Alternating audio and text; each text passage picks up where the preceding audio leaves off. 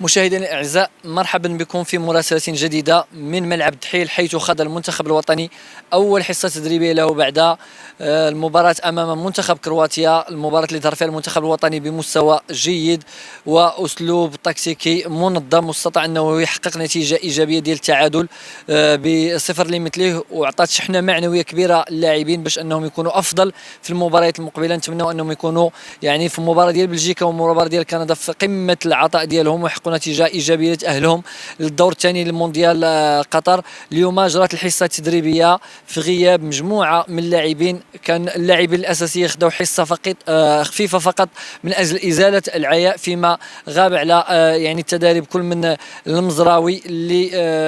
اعطاه الطبيب ديال المنتخب الوطني عبد الرزاق هيفتي راحه الى جانب حكيمي، فيما باقي اللاعبين خداو يعني التدريب ديالهم بشكل عادي استعدادا للمباراه المقبله حسب تصريحات عبد الرزاق هيفتي وحسب الاصداء من داخل الجامعه. ف يعني يعاني المزراوي من جرح بسيط، ربما يحتاج الى مزيد من الفحوصات من اجل تشخيص الاصابه ديالو. كذلك حكيمي يعاني من اصابه في الفخذ ويحتاج الى مزيد من الفحوصات. نتمنوا ان اللاعبين يكونوا في صحه جيده ويكونوا حاضرين في المباراه المقبله، وان كان يعني حسب المعطيات ربما يكون غياب ديال المزراوي على المباراه المقبله امام منتخب بلجيكا، ويكون في المكان ديالو يحيى عطيه الله اللي قدم مباراه في المستوى بعد الدخول ديالو في مباراه كرواتيا، كان في المستوى في الجانب الايسر. نتمنوا على الاقل واحد من هاد جوج ظاهرين مزراوي ولا حكيمي انهم يكونوا حاضرين، لان في الغياب ديالهم جوج غيكون مؤثر وغادي يخلي وليد الركراكي انه يعتمد على احد اللاعبين ديال قلب الدفاع في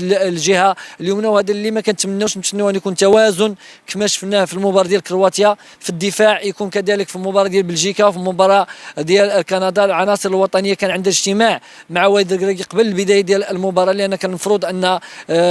قبل بدايه الحصه التدريبيه كان المفروض ان الحصه تنطلق 6:30 ولكن تاخرت لان وليد الركراكي بعد ما وصل هو واللاعبين